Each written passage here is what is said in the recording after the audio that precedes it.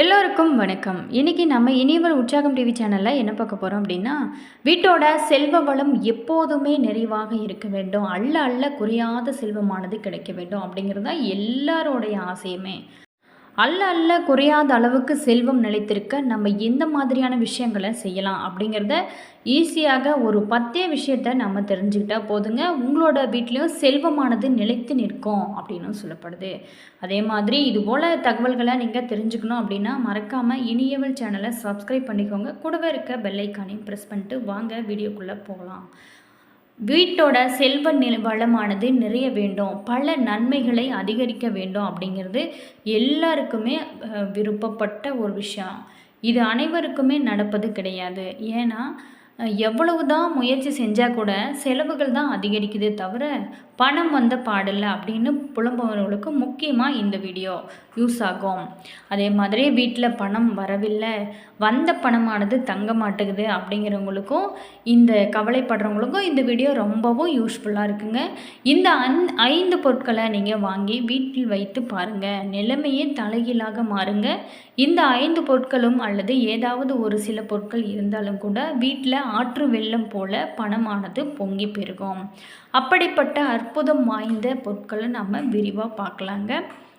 பணத்தை ஈர்க்க வாஸ்து குறிப்புகள் ரொம்ப ரொம்ப முக்கியங்க. வாஸ்து சாஸ்திரத்தின்படி நம்மளுடைய வீட்டில் வைக்கக்கூடிய பொருட்களும் நம்மளுடைய வீட்டோட செல்வ நிலை, மகிழ்ச்சி ஆகியவற்றுக்கு நெருங்கிய தொடர்புடையதாக சொல்லப்படுது. இந்த பொருட்கள் பணத்தையும் நேர்மறை ஆற்றல்களையும் ஈர்க்கும் தன்மை கொண்டதாக சொல்லப்படுது. சில குறிப்பிட்ட பொருட்களை கொண்டே வீட்டை அலங்கரிக்கிறதுனால வாழ்க்கையில் செல்வம், நிறைவான நிலை ஆகியவை எல்லாமே இருந்து கொண்டே இருக்கும். நிலையான செல்வம் மற்றும் வெற்றிகளும் குவிந்து கொண்டே இருக்கும் என சொல்லப்படுது. செல்வத்தை காந்தம் போல ஈர்க்கும் எந்தெந்த பொருட்களை நம்ம வீட்டில் வைத்தால் குறையாத செல்வத்துடன் வாழலாம் அப்படிங்கிறதை முக்கியமாக தெரிஞ்சுக்கணுங்க. பணத்தை ஈர்க்கும் 5 பொருட்கள். ஃபஸ்ட்டு நீரூற்று. வீட்டில் ஒரு நீரூற்று வைப்பது மிக மிக நல்லதுங்க. இது மிகவும் சக்தி வாய்ந்த பணத்தையும் செல்வ செழிப்பையும் ஈர்க்கும் வாஸ்து ஒரு சிறப்பான பொருளாகுங்க. வீட்டோட வடக்கு அல்லது வடகிழக்கு திசையில் சிறிய அளவில் நீரூற்று நீங்கள் வைக்கலாம். நீர் பாய்ந்தோடும் மெல்லிய ஒளி வீட்டில் கேட்டுக்கொண்டே இருக்கிறதுனால வீட்டில் எப்போதுமே அமைதியான சூழலை உருவாக்கும். இது மன அழுத்தத்தையும் குறைக்கக்கூடியதாகவும் சொல்லப்படுது. வீட்டில் நன்மைகளையும் அதிகரிக்க செய்யும். ஆனால் இந்த நீரை அடிக்கடி சுத்தம் செய்வது ரொம்பவும் முக்கியம். இதனால் வீட்டில் அளவில்லாத செல்வமானது பெருக்கிக் கொண்டே இருக்கும். அடுத்ததாக காற்று மணி. 2வது பாயிண்ட்டு காற்று மணி. வீட்டில் காற்றில் அசைந்து ஒரு மணியானது ஒளி எழுப்பும் சத்தம் இருப்பது போது அமைப்பது பணத்தையும் அதிர்ஷ்டத்தையும் ஈர்க்கும். இது பெரும்பாலானவர்களோட வீடுகளில் பயன்படுத்தக்கூடிய ஒரு பிரபலமான முறைன்னு சொல்லலாம். வீட்டோட வடமேற்கு திசையில் இதை வைப்பது ரொம்ப ரொம்ப பலனை கொடுக்கும். மணிகள் அசைவதோட மென்மையான ஒளியானது உங்களோட வீட்டில் ஆற்றலை சமநிலைப்படுத்த உதவும். 6 உலோக கம்பிகளை கொண்ட மணிகளை தேர்ந்தெடுத்து வைப்பது ரொம்ப ரொம்ப சிறப்பான ஒரு விஷயம். இந்த ஒளிகள் நிலையாக கேட்க தவறாமல் சுத்தம் செஞ்சு பராமரிப்பது மிக மிக முக்கியமாகவும் சொல்லப்படுது. அடுத்ததாக ஸ்படிகம். பொதுவாகவே ஸ்படிகம் செல்வத்தை ஈர்க்க ஸ்படிகம் சிறப்பான பொருளாகும். பணத்தை அதிகம் ஈர்க்கும் சக்தி வாய்ந்த ஸ்படிக பொருட்கள் வீட்டோட தென்கிழக்கு திசையில் வைத்து அலங்கரிக்கலாம். இது பார்வையை ஈர்க்கும் அழகிய காட்சி பொருளாக மட்டுமில்லாமல் செல்வ வளத்தை ஈர்க்கும் ஆற்றல் கொண்டதாகவும் சொல்லப்படுது.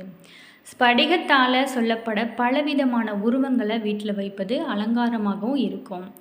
இதனால் இவற்றை வாரத்திற்கு ஒரு முறையாவது துடைத்து சுத்தப்படுத்தி வைக்கிறதுனாலையும் ஆற்றலை சார்ஜ் செய்ய முடிகிறது அப்படின்னும் சொல்லப்படுது.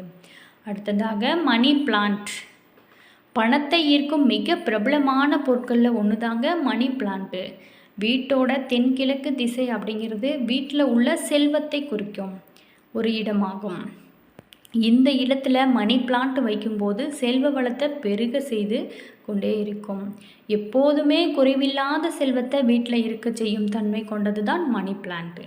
இதற்கு தவறாமல் தினமுமே தண்ணீர் ஊற்றி முறையாக பராமரிக்க வேண்டும். இந்த செடி வளர வளர வீட்டில் செல்வ வளமானது அதிகரித்து கொண்டே இருக்கும்.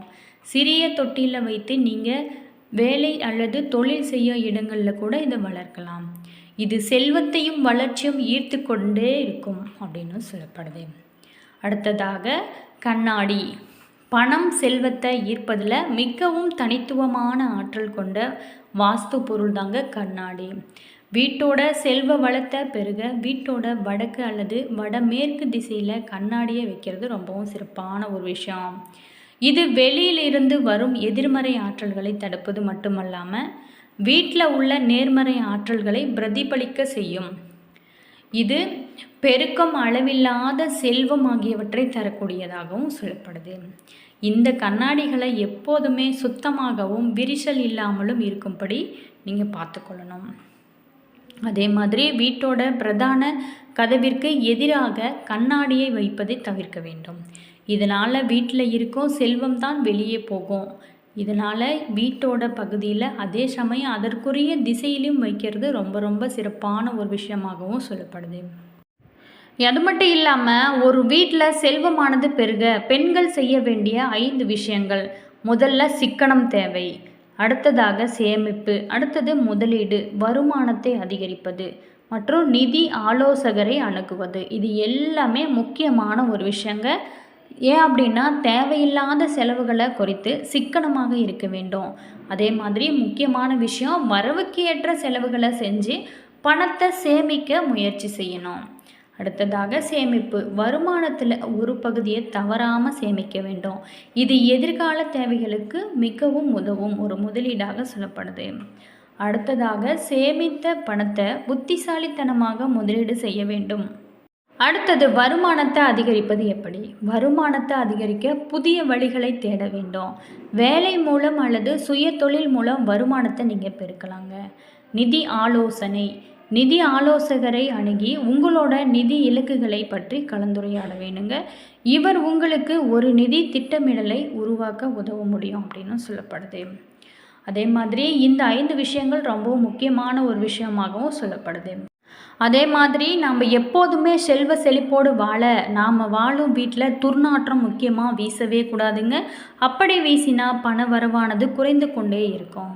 செல்வ செழிப்போடு வாழ நம்மளோட வீட்டில் நம்மளோட ஆடைகள் துணிகள் சிதறி கிடக்கவே கூடாது. நாம் பயன்படுத்திய ஆடைகளை ஒரு தனி பெட்டியிலும் புதிய ஆடைகளை இன்னொரு பெட்டியிலும் போட்டு வைப்பது ரொம்ப ரொம்ப முக்கியமான ஒரு விஷயம். நம்மளோட வீட்டிற்குள்ளே நுழைந்ததுமே எப்போதுமே நறுமணம் வீச வேண்டும். அப்படி இருந்தால் செல்வம் சேர துவங்குங்க.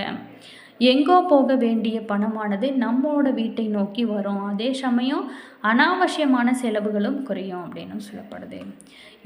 ஒருபோதுமே நாம் வாழும் வீட்டில் இல்லை மாட்டேன் இது மாதிரியான அவச்சொல்லை எப்போதுமே பேசக்கூடாது. குறிப்பாக வெள்ளிக்கிழமைகளில் மாலை 5 மணி முதல் 7 மணி வரைக்குமே இந்த மாதிரியான வார்த்தைகளை முக்கியமாக நீங்கள் பேசுவதை குறித்து கொள்வது ரொம்பவும் நல்லது. வெள்ளிக்கிழமைகளில் மாலை 5 மணிக்குள்ளே நம்மளோட வீட்டுகளை சுத்தம் செஞ்சு அது மட்டும் இல்லாமல் அலசியதுக்கப்புறம் நம்மளோட வீட்டு பூஜை அறையில் நெய்யில் தாமரை நூலில் தீபம் ஏற்ற வேண்டும். அதன் பிறகு 100 கிராம் உப்பு வாங்கி வருவது ரொம்பவும் நல்லதுங்க. இந்த மாதிரி நீங்கள் செய்கிறதுனால செல்வ வளத்தை நம்மளோட வீட்டிற்கு விரைவாக கொண்டு வரும் அப்படின்னு சொல்லப்படுது.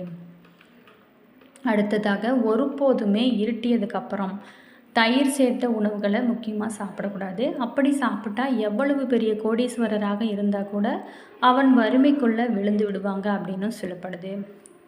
ஒவ்வொரு பௌர்ணமி அன்று மாலை குளித்து சத்யநாராயணை துளசி செண்பக மலர் இவைகள் எல்லாமே அர்ச்சனை செஞ்சு பால் பாயாசம் கற்கண்டு கனி வகைகளை வைத்து நீங்கள் வணங்கிய பிறகு இரவு உணவுனது உண்றது ரொம்பவும் சிறப்பான ஒரு விஷயம்.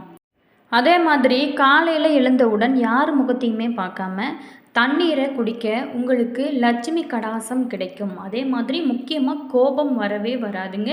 இந்த விஷயத்தை நீங்கள் தொடர்ந்து செஞ்சுட்டு வாங்க. உங்களோட வாழ்க்கையில் பல அற்புதங்கள் நடப்பதை நீங்கள் தெரிஞ்சுக்கலாங்க. என்ன நண்பர்களே, இந்த வீடியோவில் நம்ம பெண்கள் செய்ய வேண்டிய தவறுகள் என்னென்ன, இதை எப்படியெல்லாம் மாற்றிக்கொள்வது அப்படிங்கிறத பற்றி இந்த வீடியோவில் பார்த்தோம். இந்த வீடியோ நிச்சயமாக உங்களுக்கு பயனுள்ள ஒரு தகவல்களை தந்திருக்குன்னு நினைக்கிறேன். வீடியோ பிடிச்சிருந்தால் லைக் பண்ணுங்கள், கமெண்ட் பண்ணுங்கள், ஷேர் பண்ணுங்கள். இதுபோல் தகவல்களை நீங்கள் தெரிஞ்சுக்கணும் அப்படின்னா மறக்காமல் நாம சேனலை ஃபாலோ பண்ணுங்கள். நீங்கள் இப்போ தான் நம்ம சேனலை ஃபர்ஸ்ட் டைம் பார்க்குறீங்க அப்படின்னா மறக்காமல் சப்ஸ்கிரைப் பண்ணிக்கோங்க. கூடவே இருக்க பெல் ஐக்கானையும் ப்ரெஸ் பண்ணிக்கோங்க. அப்போ தான் நாங்கள் போடுற ஒவ்வொரு வீடியோவும் உடனுக்குடன் நோட்டிஃபிகேஷனாக வந்து சென்றடைங்க. அதே மாதிரி உங்களுடைய இஷ்ட தெய்வத்தோட பேர் என்ன அப்படிங்கிறத கமெண்ட் பாக்ஸ் செக்ஷனில் பதிவிடுங்க. உங்களோட ஃப்ரெண்டு அல்லது ரிலேஷன் யாராவதுக்கு இந்த வீடியோ ஷேர் பண்ணிவிடுங்க. All views. தேங்க்யூ.